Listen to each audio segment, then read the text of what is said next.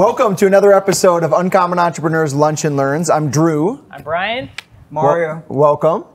This episode is sponsored by DonatePR.com, which is a fundraising platform for nonprofits down here in Puerto Rico. We're on our series where we're interviewing select nonprofits that are doing incredible work on the island that we want to make sure that you're aware of, as there's a need for donating. There's just some big needs out there, so look for that. Excited to have you on the show today, Mario. We're here in beautiful Imaginación, which is in Old San Juan. It's going to be a children's museum.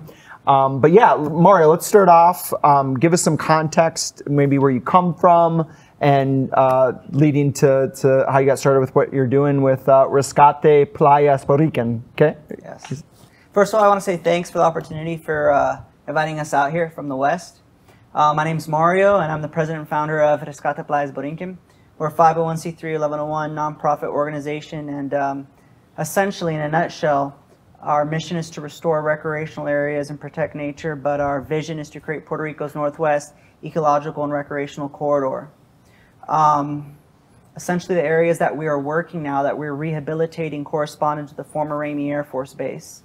And when the Air Force Base was there, it was like a national park. But when they left, they gave the lands to the Puerto Rican government, the Department of Sports and Recreation, via the quitclaim deed from the Department of Interior, to just give it back to the people of Puerto Rico under certain conditions, and we're just using that as a guide and maintaining it, keeping it open to the public. Cool.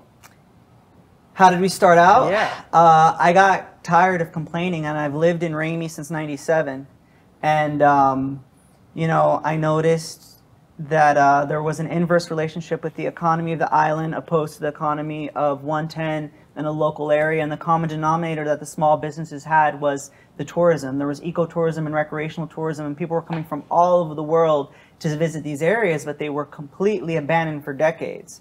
I mean, these areas were ripe with criminality. I mean, they hadn't been mowed or trimmed or anything for decades, and essentially we came in, and bit by bit we have been rehabilitating them. And November of 2012, I started with my first proposal, and I turned it into the mayor's office, and it was like kind of 9 months of bureaucracy and hot potato and going from one office to the next office to the next office. And I started at the mayor's office, and I finished 9 months later at the mayor's office. I'm like, look, you know, I followed your instructions and all the other instructions, but we haven't gotten anywhere. So what can we do? And he's like, you know what? Aquí es mejor pedir perdón que permiso. Mm-hmm. He's like, better to ask for permission. I mean, ask for forgiveness than permission, excuse me. But so essentially, that's how we started. That was in July of 2013. And de casualidad, it was just a coincidence that my birthday was that week. So I told my friends, you know, give me your time for my birthday instead of presents. So we had a big group of, because I normally go to the beach anyways for my birthday in July. Yeah. So that's how we initiated the project. And we've been growing ever since. And we've been working with letters of permission from the Department of Sports and Recreation, which are the official stewards of the land, technically, officially. But the 9th of August, we were fortunate enough to have in the Senate, House of Representatives, and then signed into law Resolution 709 that formally gives us the administrative authority to basically take over the lands and take over the project. That's great. So that's where we're at now. And for 7 or 8 years, we've been working with letters of permission, but it was kind of like the letters of permission didn't really have the legal weight that the co-administration had and the law has. So now there's a law that says we're the ones in charge of it. Yeah. So that's pretty awesome. So just we're going to put like a video recap that you've kind of created to give some visual context, but walk people through what it is and what they can expect with your vision. I'll tell you what it is and then what we're doing first. Punta Borinquen is composed of 6 distinct ecological zones at 642 acres of prime, beautiful real estate that's in a large portion untouched. I mean, there's ceiba trees.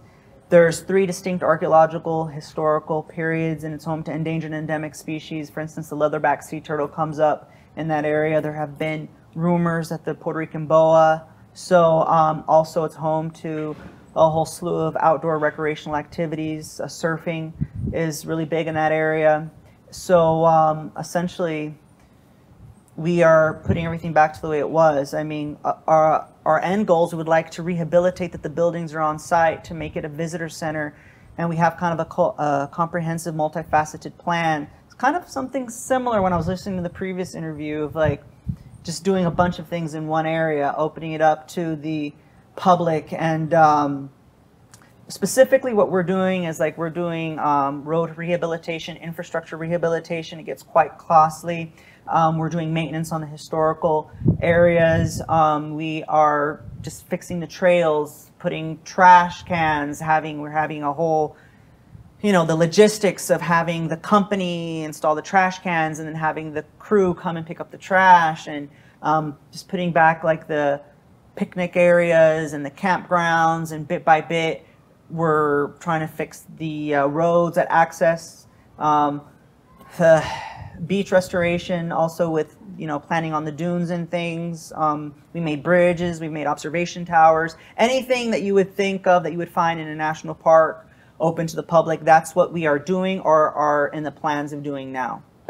Okay, so how are you guys funded to this point? You've been around for a number of years. Has it all been individual donations? Up until last week, or? for the first, since 2012, it's been exclusively private donations. A lot of these small businesses, I mean, they've known me because I've lived there for, I don't know, like 24 years or something.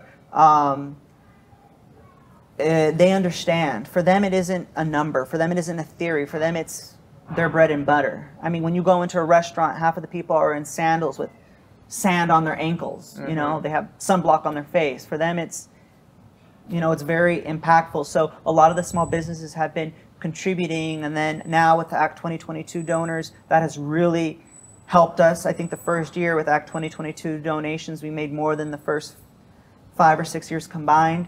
So that's why we're here. We're trying to branch out to, you know, other areas of the island. And what we do, I mean, everybody thinks that their nonprofit's the best, but essentially one problem we had occurred in the past is that, at least in the government, they have prioritized recreation and leisure on the bottom. But if you look at what is attracting people, it's leisure and recreation that should be prioritized first, because that is what's attracting the people here that are investing, and that's what's attracting people here by and large who are visiting. Sure. That's great. So how long do you think it'll take you to get to what you want it to be? Like, how big of a project is this? Is there phases? I put Rescate Playas Borinquen in reference to not the beach, Punta Borinquen, which is where we're working, one of the spots, I mean, it's 642 acres, but I put it in reference to Borinquen, the island. That way, because I knew how difficult it was to start a nonprofit here and have all of the licensings and everything. In the future, if there was a Rescate Playas Borinquen, you know, Aguadilla chapter, or, you know, San Juan chapter, that way they wouldn't have to reinvent the wheel. It'd just be a chapter within the nonprofit. So that'd be like 30, 50 years. I don't even know how many years. But we're chugging right along. I'm thinking, you know, rehabilitating the buildings and doing a bulk of the work. It'd take maybe 5 to 7 years, 3, 5, 7 years. It's hard to say because a lot of things are dependent on the government and then funding also. So, I mean, if we had $1 million fall in our lap, you know, 6 months, boom. Yeah. Just knock it out.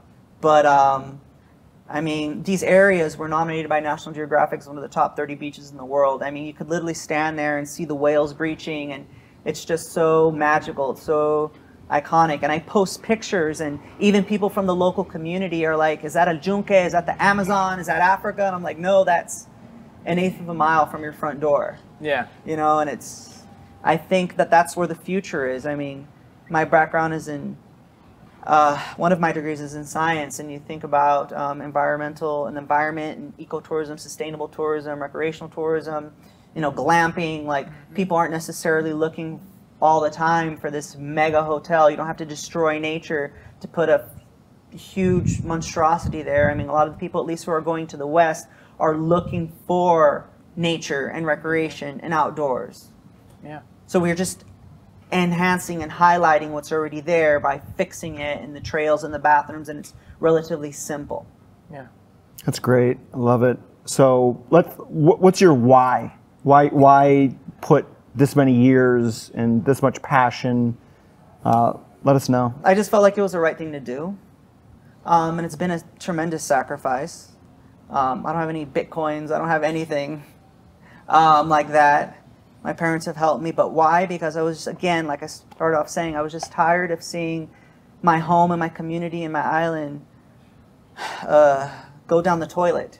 And, you know, this would be the epitome of a win-win situation. Not only are we protecting nature, but we're giving both tourists and locals alike a venue, a safe venue to engage. We are, you know, rehabilitating the historic structures, trying to maintain them. You know, we're bringing down the criminality. We're picking up the trash. I mean, it's just, you know, from every different angle that you analyze this, it's a win-win situation. We're helping the economy. Like, I mean, helping nature, helping the economy, help the environment, help the people. Because a lot of the people don't, at least on the west side, there are no visitor centers. There are no, at least in Ramey and Aguadilla, there's no really community centers open to the community. I mean, for instance, Hurricane Maria, we had a tiny museum and the roof came off. So one of our projects in this huge, I think it's like a 28,000 square foot facility, is to give Ramey Museum back a spot. You know what I mean? So, I mean, we would like that to be open to multiple things. And why? I just felt like it was the right thing to do. And it needed to be done, and nobody was doing it. And trust me, this was not my original plan. Like, it just kind of happened by accident. Before you knew it, like, I got a check, and the check was like, okay, well, you got to go to the bank. And then the bank's like, well, do you have an account? And then there was a checklist, and before you know it, we had the 501c, the dunce number, the IN, the 1101, all of our insurances, and boop, it was by accident. Got it. Sounds like you've been very persistent, and your passion is coming across, obviously, and you'll see in the photos. So how can people, obviously, you know, they can donate. How else could somebody get involved and so forth? Well, if you're interested, anybody could contact us via one of our social media, social platforms. We have a website, rescateplayasborinquen.com. We have Twitter, Facebook, Instagram. We have a YouTube channel. The YouTube channel, we only have like 4 followers, but there's a lot of great content. For me, I'm not a tech person. Like, you know, we've got 7 whole videos, so that's like a big thing. I mean, we have like a mini documentary and stuff. So people can contact us via the social media, and then we'll put them on our WhatsApp. I mean, you know, this is a corporation. There's the practical side of the corporation, and there's more behind the scenes, you know, the theoretical or like the administrative side. So I tell people, you know, I like to match people's strong points with what it is that we need. So if you're a computer expert, well, help us with our website. Or if you're a carpenter, well, you know, help us build picnic tables. Or if you're an artist, well, help us do the murals. Or so there's a whole, I mean, if you're an accountant, okay, well, help our accountant. So there's so many possibilities, and we will take all the help we can get. And by corporation, you mean it's a nonprofit, correct? Yes, 1101, 501c3, fully licensed nonprofit corporation. Awesome. Cool. Well, thank you. Yeah, appreciate you coming on. Check out. Yeah, you guys should come. I'll give you a tour. Yeah. I mean, we've collaborated with a couple of the groups, like I think it was Princeton University came one summer, and they helped us with all the picnic tables and the trails. And then University of Texas, they did alternative spring break. And in that brochure, I showed you the observation tower. They did that, and you know, just the local school kids and everything. I mean, we're working with Boy Scouts, and once you're there and you see it, you're like, wow, how much potential it has. You know, just nature, it's just so beautiful, and you go down there and check it out. Awesome. Love it. Well, I appreciate you coming on, Mario. Pleasure, and we'll put the links below on how to get a hold of you. And yeah, sounds good. Thanks. All right. Till next time. Awesome. Thank you. There we go. I appreciate it. Till next time. See ya.